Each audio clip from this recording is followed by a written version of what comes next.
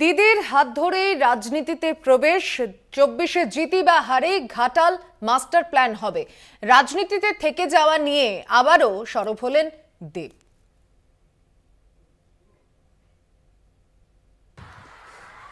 আমি রাজনীতিতে এসেছিলাম দিদির হাত ধরে, আমি রাজনীতিতে থেকে গেলাম দিদির হাত ধরে।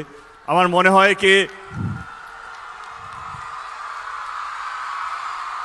আমার দেখা শ্রেষ্ঠ মুখ্যমন্ত্রী, কারণটা বলবো কেন, তার নাম হচ্ছে মমতা ব্যানার্জি। আমি খুব পরিষ্কার কথা বলতে ভালোবাসি। আমি ঘাটালের মানুষের জন্য আবার ফিরলাম।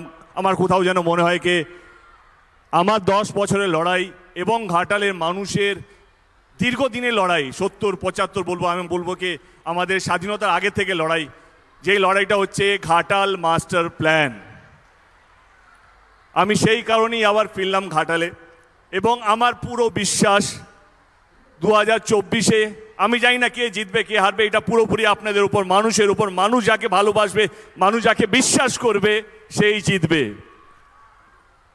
আমার কাছে দিদিকে আবেদনকে এই ঘাটাল মাস্টার প্ল্যানটা, আমি 10 বছর ধরে কেন্দ্রের সাথে লড়েছি ঘাটাল মাস্টার প্ল্যানটা যেন ওরা স্যাংশন করে, কিন্তু তারা করেনি।